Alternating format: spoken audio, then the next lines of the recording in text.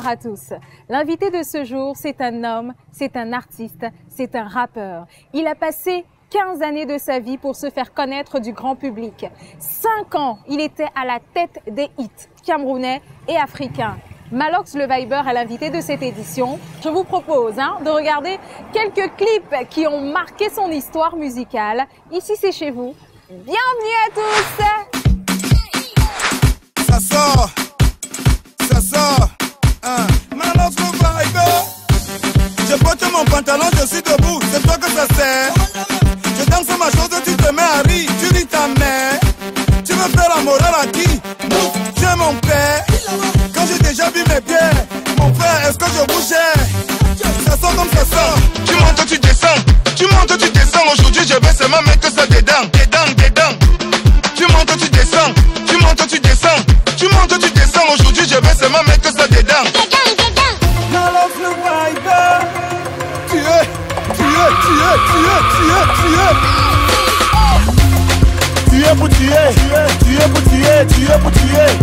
es pour tuer. Mon ami, on va seulement tuer. Tu es pour tuer. Ma chérie, on va seulement tuer. Ce soir, nous recevons un artiste dont le rapport à la controverse est d'une précision rare. Il est l'un des artistes très contestés. Certains l'aiment, d'autres ne l'aiment pas. C'est chacun qui fait comme il veut. Mais ce soir, nous avons décidé de le recevoir pour qu'il vienne répondre lui-même aux questions que vous vous posez à la maison. Comme ça, au moins, on n'aura pas de spéculation. Bonsoir, Malox. Bonsoir. Bienvenue. Merci de m'avoir invité. Tout le plaisir est pour moi. Ça fait plaisir de t'avoir dans cette émission. Ah, moi aussi, ça fait plaisir. Déjà, le fait de te voir, simplement, ça fait plaisir. Merci. Je suis contente de te voir également, même comme tu te caches toujours derrière ta paire de lunettes. C'est un style que tu as décidé d'adopter ou c'est parce que tu as mal aux yeux Comme ça, je me sens bien comme ça, quand je mets des lunettes. Tu te caches, tu es timide? Oui, peut-être. Non, c'est pas ça. En fait, ça va, moi je trouve que ça va bien avec mon style vestimentaire, donc du coup je mets ça. Oui, c'est parce que à chacune de tes sorties quand même, tu as une paire de lunettes. On a l'impression que tu fuis le regard des gens. Non, loin de là, je fuis pas le regard des gens. J'aime juste mettre des lunettes. Il n'y a pas de grandes explications derrière. C'est pas un concept, c'est pas. Non, c'est comme ça. J'aime juste mettre des lunettes. D'accord. Ça fait une semaine exactement. Tu as sorti une chanson. Le titre, c'est Le Fou. À qui est-ce que tu t'adresses? Le Fou, à la base, c'est un hommage. C'est un hommage que j'essaie de rendre à tous ceux qui ont cru en moi, malgré le fait qu'on me traitait de fou et qu'on disait que ma musique n'aura pas plus de 6 mois. Aujourd'hui, on est rendu à près de 5 ans que je suis au top. Mes chansons sont les plus écoutées du pays. Mes chansons tournent partout à l'international. Et j'avais envie de rendre hommage déjà à ceux qui m'ont soutenu pendant toutes ces années, en donnant le titre Le Fou. Et aussi Le Fou parce que c'est une nouvelle étape à ma carrière, parce que la sortie de mon EP en contrat chez Because Music, c'est une nouvelle étape dans ma carrière et j'avais envie de rappeler un peu l'histoire pour resituer les gens, ceux qui me découvrent aujourd'hui, de les situer un peu par rapport à l'histoire et leur montrer tout ce qui reste à venir en fait. D'accord. Voilà. Alors cette chanson, moi je l'ai attentivement écoutée. Il y a une partie où tu loues le fait d'avoir quitté les bas quartiers, le ghetto pour Paris finalement. Est-ce que cette évolution-là pour toi est à encourager? Parce que moi je fais partie de ceux qui disent ouvertement les choses telles qu'elles sont. J'ai grandi dans un ghetto, un sous-quartier. J'ai pas honte de le dire. Je n'ai jamais essayé de travestir ma réalité. Je l'ai même revendiqué et assumé pleinement. Et comme pour montrer aux gens, à un moment donné, que il suffit que tu crois en toi, que tu crois en Dieu et que tu fasses ce que tu as à faire. Parce que il y a des hommes qui essaieront de te faire tomber. Et les hommes qui vont essayer de te faire tomber. Il y a des hommes qui vont essayer de t'élever. Dans tous les cas, la décision te revient à toi, dans le sens où si tu crois vraiment en toi, tu peux tu peux briser toutes les barrières. Il y a quelques années, prendre l'avion pour un rappeur, c'était c'était c'était un rêve, c'était quelque chose d'incroyable. Aujourd'hui, malgré le fait qu'on n'ait pas cru en Malox à la base, pour beaucoup de gens, surtout les médias conventionnels, je suis là aujourd'hui, je fais des tournées internationales, j'ai des contrats dans les maisons d'édition en Europe et tout ça. Et c'est quelque chose pour moi qui valait la peine d'être dit pour pouvoir encourager ceux qui n'ont pas encore franchi le pas et leur dire que c'est pas parce que aujourd'hui ça va mal que demain ça va pas être beau. D'accord. Alors je vais peut-être un peu te prendre au mot parce que il y a quelques jours également, quelques semaines, tu as fait un post sur Facebook mettant un peu en question le fait qu'un autre rappeur fasse un anniversaire. Tu disais par exemple, je vais reprendre tes propos, tu disais on ne fête pas les anniversaires dans les ghettos. Alors je me pose la question de savoir est-ce que l'évolution telle que tu la vois doit se faire seulement avec d'autres et pas avec certains et pas avec d'autres?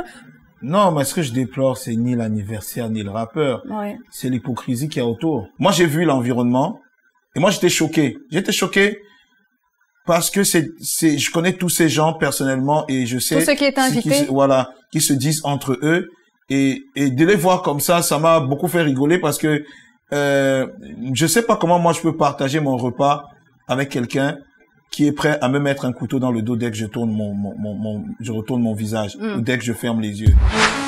Yeah. Motherland, baby.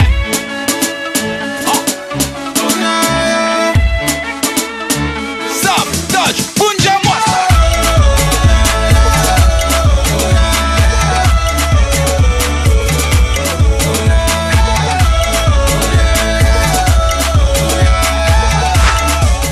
C'est pour ça que j'ai fait ce post pour faire comprendre aux gens que rien ne se construit dans l'hypocrisie. On aura beau faire des anniversaires, amener des gens manger les gâteaux, faire des posts sur Facebook, mais si à la moindre occasion, dès qu'on tourne le dos, on s'injure, on s'injurie, on se met des couteaux dans le dos, on se met des bâtons dans les roues, ça sert à rien. Donc voilà. Alors tu parlais tout à l'heure de ces personnes-là qui parlent, qui disent des choses dans le dos des autres. Voilà. Je vais t'emmener avec Patricia Kei. Elle ne fait pas partie. Tout le monde sait que Malox ne dit jamais rien dans le dos de personne. Oui, ça se sait. C'est ma particularité. Je dis, ça sort comme ça sort. Ça sort comme ça sort. Alors moi je vais t'emmener. Il y a une fille ici, elle s'appelle Patricia Kei et sa spécialité, c'est de ressortir tout ce que les gens disent dans le dos des autres, tout ce que les gens font et qu'on n'a pas forcément le courage de mettre sur la table. Elle en parle et elle le peint savamment bien. Je vous propose de regarder cet élément et puis on se retrouve juste après avec Malox.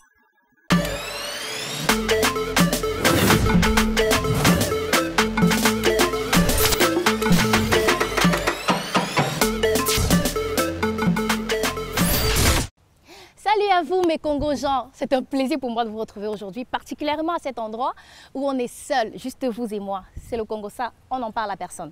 On parle de Malox. Zone de rap. Malox le vibe. Les sorciers.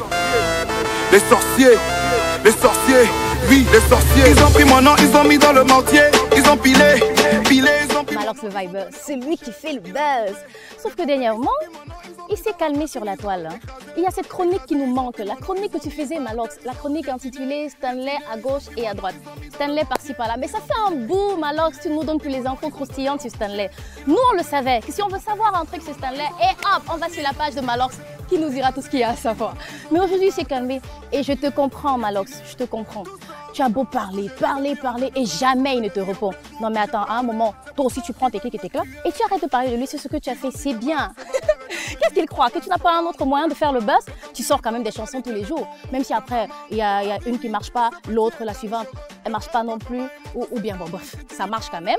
Et puis quand ça ne marche pas, tu sais comment on fait. Tu parles tout ce qui est en dessous de la ceinture et tout le monde va voir sur YouTube, ça te montre les vues et autres. Tu sais comment t'y prendre, Malox, hein? Il sait très bien. Mais Malox, sérieux quoi. Moi, j'aimais ta chronique là. Tous les jours, Stanley. Tous les jours, Stanley. Stanley a fêté un anniversaire. Il a invité les gens qui l'insultaient il y a peu, qui sont partis. Après, quand c'est pas l'anniversaire, c'est Stanley est nominé au MTV machin, qui dit que c'est vrai. Il n'arrive pas à prendre des photos photos avec les stars qui sont sur place. Aidez-le, pitié. Stanley a fait ci, Stanley a fait ça. Et même quand il n'y a pas d'actualité, eh bien, vous savez ce qu'il fait, notre bon Malox? Il rentre en mariage. Je l'adore. Quand on l'a nominé pour les Canal d'Or et qu'il ne voulait pas passer, il se dit, qu'est-ce que Stanley a fait? Eh bien, retournons en arrière. Il était une fois, Stanley s'est assis et une dame a posé les pieds sur lui. Ah non, t'es trop fort, Stanley. Malox, t'es trop fort. Reviens sur cette chronique-là. Là, au moins, on continuera de parler de toi. Tout le temps, tu profites un peu de la notoriété de l'autre. Hein? Eh bien, mes Congo gens, on arrête là. Hein? On se revoit la prochaine fois. Tu es pour tuer les sorciers, tu es les artistes, tu es pour tuer les sorciers. Vous croyez que parce qu'on ne parle pas, ça veut dire qu'on a oublié ce que vous avez fait à nos frères à Chalet? Alors de retour avec, j'ai envie de dire, notre Malox national, parce que ces chansons quand même sont... Ça te fait quoi, toi? Parce que il y a des enfants très petits, très jeunes, qui récitent les paroles de tes chansons, qui sont pas tellement saines pour ces enfants-là, mais ils les récitent avec engouement. Ils maîtrisent les paroles. Moi, j'ai fessé mon fils parce qu'il chantait une de tes chansons, là, par tu exemple. devrais pas, hein. Donc non, c'est juste une parenthèse. Voilà. Donc c'est pour dire que tous les enfants chantent tes chansons avec. Comment toi comment tu le vis? Comment tu le perçois? J'entends des gens dire des trucs complètement débiles. En ce qui concerne mes chansons, ils disent que voilà, les paroles ne sont pas propres. Tu devrais faire de la musique propre pour les enfants, mais comme tu as dit, c'est incroyable. Mais quand je fais cette musique dite sale de la rue, tous ces enfants et cette génération dont je fais partie comprennent aisément le message qu'il y a derrière. Parce qu'en réalité, il y a un message derrière. Le message est très simple à la base. Le premier message dans toutes mes chansons, c'est d'arrêter l'hypocrisie. Faut se regarder en face. Si on veut arriver à résoudre les problèmes, la première chose qu'on dit, pour guérir d'une maladie, il faut d'abord accepter qu'on est malade. Oui. Et la société camerounaise, elle est malade. La société camerounaise, elle est malade. Et c'est cette maladie que je mets en évidence dans mes chansons. Je mets cette maladie en évidence. Je veux que les gens voient cette maladie, qu'ils la regardent en face et qu'ils comprennent et qu'ils acceptent que c'est eux. Est-ce que tu peux le leur dire d'une autre manière qui n'est pas aussi... C'est pour ça que ça marche. Je suis populaire. Mes chansons sont populaires parce que ma manière, elle choque. Ma manière touche les gens, ma manière amène les gens à réfléchir. Ma manière met le débat sur la table. C'est pour ça que c'est la bonne manière. Est-ce que tu ne chantes pas comme ça parce que ça marche? Est-ce que tu chantes comme ça vraiment parce que tu veux passer un message ou parce que ça marche? La vérité, c'est ça en fait. Le problème, c'est que moi, il y a plein de gens qui essaient de faire ça. Parce que je prends un exemple. Hein. Oui. Avant que tu ne sortes La bière, c'est combien ici? Voilà. Tu as rappé pendant au moins 15 ans. Ah, je rappe toujours. Et voilà. Et tu n'as pas, et ça n'a pas, tu n'employais pas ces termes-là. Moi, j'ai eu la possibilité de regarder certaines de tes vidéos, certains de tes clips. Voilà. Ce n'était pas la même manière d'aborder les sujets. C'est ça. Et maintenant, tu as sorti La bière, c'est combien ici? Voilà. Ça a marché. Tu as sorti Ça sort comme ça sort. Ça a marché. Tu as sorti des chansons avec des termes un peu crus. Ça marche. Est-ce que tu ne continues pas parce que ça marche? J'étais justement pour te dire que j'étais cru. À l'époque, j'étais même plus cru qu'aujourd'hui. J'en doute quand même. Parce non, tu en doutes parce que le français que j'employais à l'époque, tu sais, j'essayais d'être comme mes idoles. On écoutait beaucoup de rap français, beaucoup de rap américain. Je pouvais dire fuck you à la place de ta maman. Oui. Tu vois? C'était pas nous. Ça allait moins blesser. C'est la même chose, mais ça blesse. Non, ça ne blesse pas parce que les gens ne comprennent pas. C'est pas eux, c'est pas leur réalité, c'est pas ma réalité. Et je pouvais même pas le placer dans le véritable contexte. Oui. Dans le but de véritablement contextualiser ma musique, ce gangsta rap dans lequel j'ai grandi, ce gangsta rap américain que j'ai écouté toute mon enfance. Oui. Dans le but justement de contextualiser, j'ai cherché la manière de pouvoir passer ce message-là, ce message de la rue, pouvoir peindre la rue telle qu'elle est réellement et que les gens qui sont près de moi puissent la regarder avec les mêmes yeux que moi. Et j'ai trouvé la technique. C'est super ça, là, finalement. Quand on regarde ça, quand on regarde notre société à travers tes yeux, on a comme l'impression, notre société est très sale, on a une société qui boit de l'eau sale. Bah oui, quand on ouvre le robinet, on boit de l'eau sale. On a une société qui n'a pas d'électricité. On a une société où les filles se déshabillent, on voit a une société nudes où il n'y a pas de bibliothèque, oui. Où les enfants pour se distraire vont dans les bars. On a une société où il n'y a pas de cinéma. Faut qu'on arrête Ou presque, il y en a quand même déjà. Non, il faut qu'on arrête. Les gens savent même pas. Faut dire la vérité. Combien d'entre nous, de nos petits, nos jeunes là, tu lui donnes de l'argent, tu dis, sors te distraire, il ira dans un cinéma. Non, c'est vrai qu'ils sont... Ils vont aller en boîte, ils vont aller dans les bars, parce que c'est là-bas. Et puis quand ça foire, on a une société qui va, au lieu de chercher la solution, on va s'asseoir à l'église pour pleurer toute la nuit. Moi, je vais te dire, moi, je suis ce gars qui montre la société camerounaise telle qu'elle est, qui dit les choses crûment, qui fait cette musique de la rue camerounaise. C'est pour ça que la rue au Cameroun se reconnaît dans ma musique. Mais c'est pour ça que ça fait aussi mal. Ça fait mal parce que c'est vrai. Et ceux qui ne veulent pas qu'on regarde la société camerounaise en face font tout pour me faire passer pour quelqu'un de négatif, quelqu'un qui ne devrait pas parler, quelqu'un qu'on devrait faire taire, parce que il montre la rue au Cameroun et le Camerounais tel qu'il est à la base. Malox, on parle de ton actualité maintenant. Tu es en train de sortir, tu as sorti un EP, oui, ouais. Tu as signé également avec une nouvelle maison d'édition, oui, qui est Because Music, ouais, basée à Paris, avec oui, à Paris et je pense en Angleterre, je crois. Oui, exactement. Mais à Paris, on a signé avec Because Music à Paris parce que le siège même c'est Paris. Et ça me donne la possibilité d'être distribué par Warner, en fait. Et Because Music a quand même travaillé avec des artistes comme le groupe Nek Marron. Nek Marron, Pete Bacardi, ils sont nombreux aujourd'hui. On peut pas citer. Est-ce que ce sont des personnes qui t'ont bercé quand tous les Américains, Fetty Wap, tout ce que tu connais là, les grosses têtes de la musique, véritablement.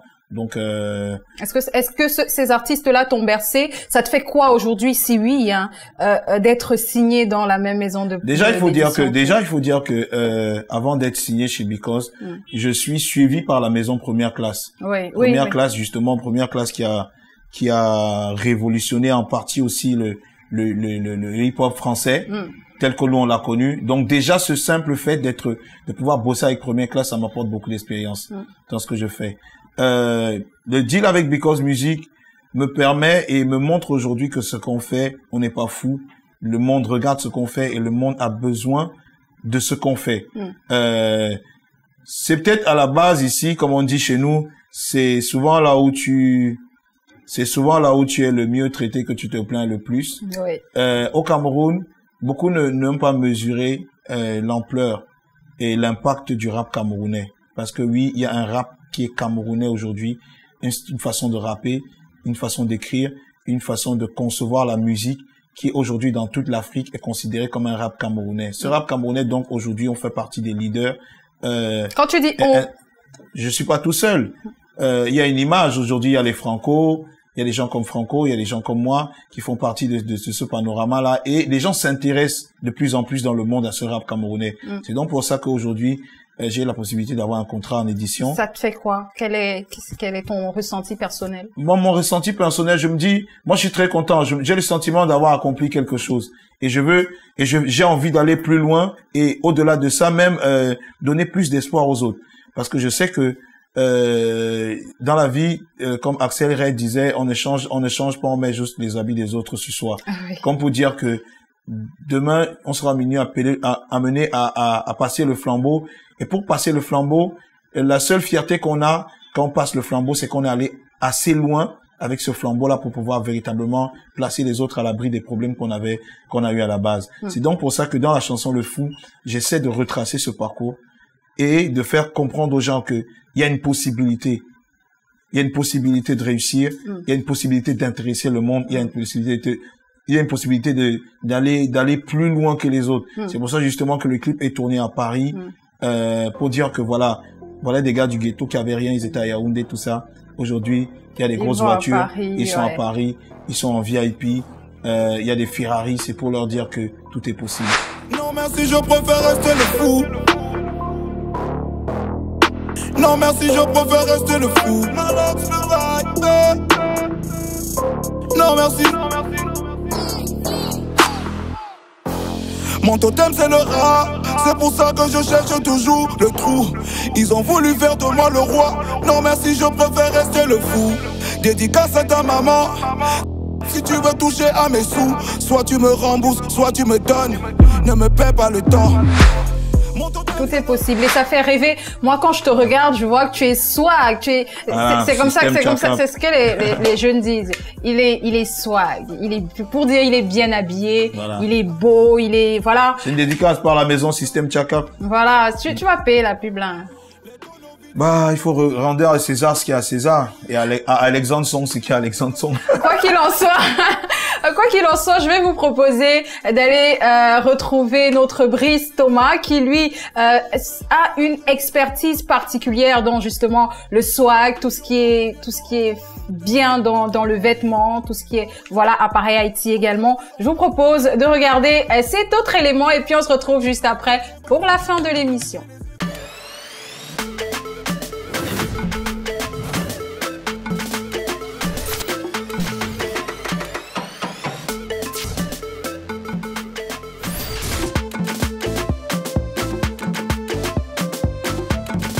Il fait chaud dans cette ville. Eh ben, quand il fait chaud comme ça, il y a deux choses à faire. Soit on met une casquette ou un chapeau, soit on met des lunettes tout simplement. Et aujourd'hui, j'ai décidé de parler des lunettes de soleil. Alors, petite anecdote d'ailleurs. L'empereur Néron, pendant des combats de gladiateurs, il les regardait à travers une pierre d'émeraude. Et aujourd'hui, c'est devenu un accessoire de mode incontournable. Et c'est ce que nous allons voir dans cette boutique. Allez, suivez-moi. Bah, je vois déjà tout type de lunettes ici. Je suis déjà flatté. Je meurs d'envie. Je peux essayer quelque chose? Alors, directement, je tombe vers celle-ci. Et quand je les mets, regardez, elles sont belles. Je pense directement à mes frères les Benskiner. Mes amis, venez, vous allez trouver votre compte.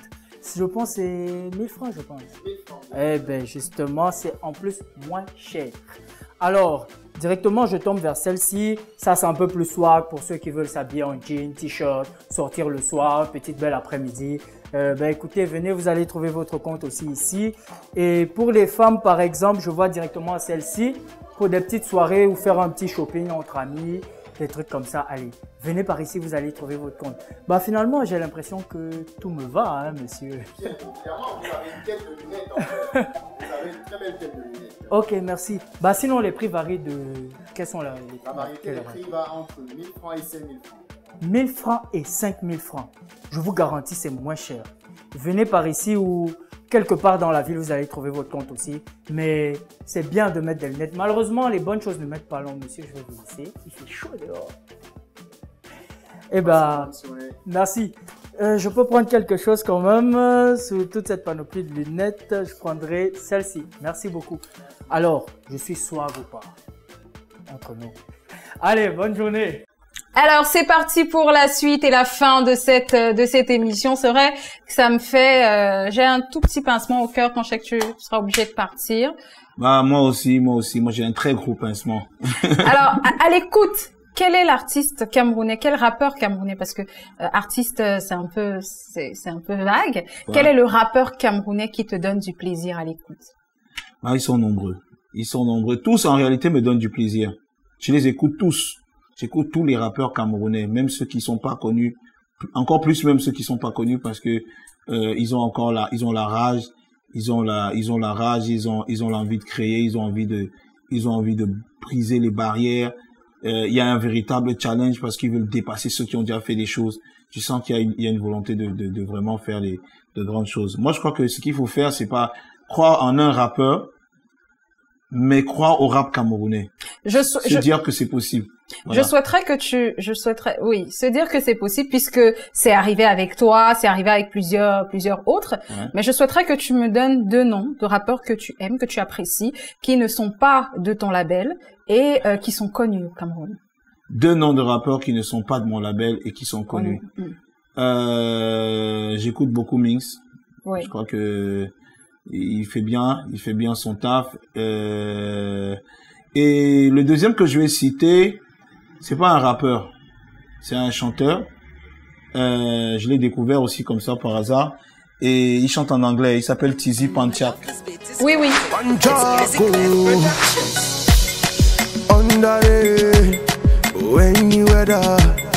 Call me, I go come more than live on the sun.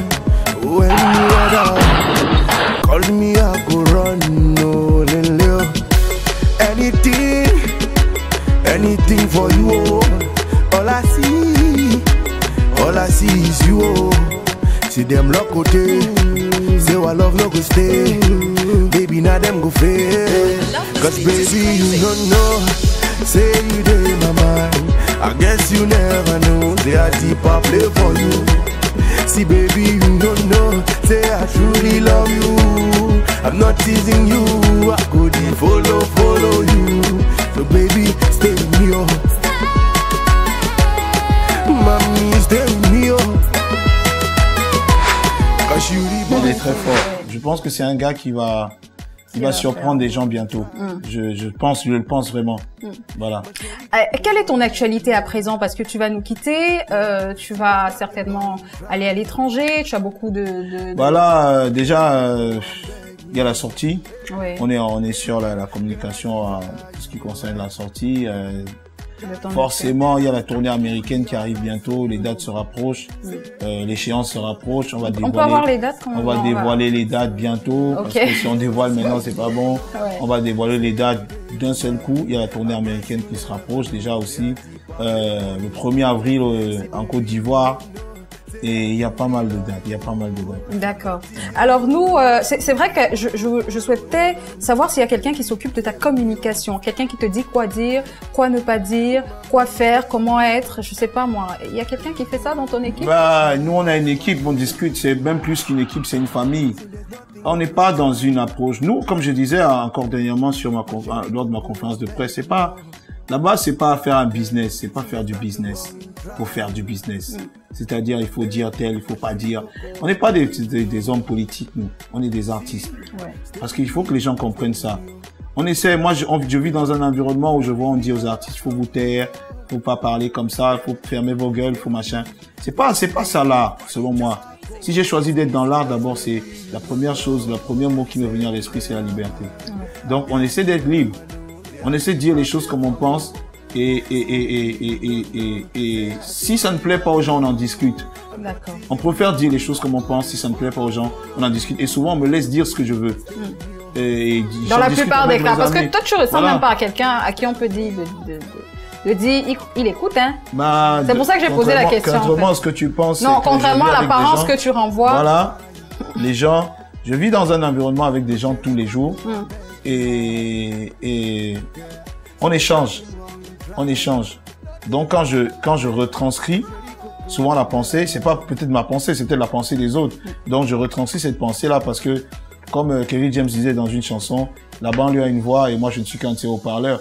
J'échange avec des gens dans la rue, j'échange avec des gens chez moi et des fois, ils motivent ma pensée et je retranscris leur pensée via ma personnalité d'artiste. Voilà. Il y a une chose qui m'a marqué durant cette interview, c'est que contrairement à beaucoup qui vont citer les auteurs de livres et tout, toi, quand tu veux énoncer un propos, tu cites un rappeur.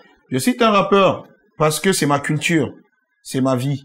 Merci beaucoup Malox d'être passé par ici. Merci à toi, merci à vous de m'avoir regardé à la télé. Merci.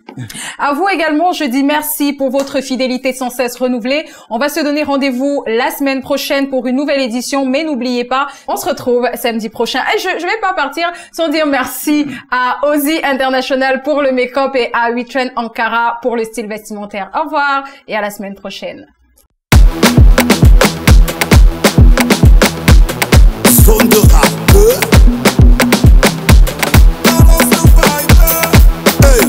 Connecte-toi sur WhatsApp,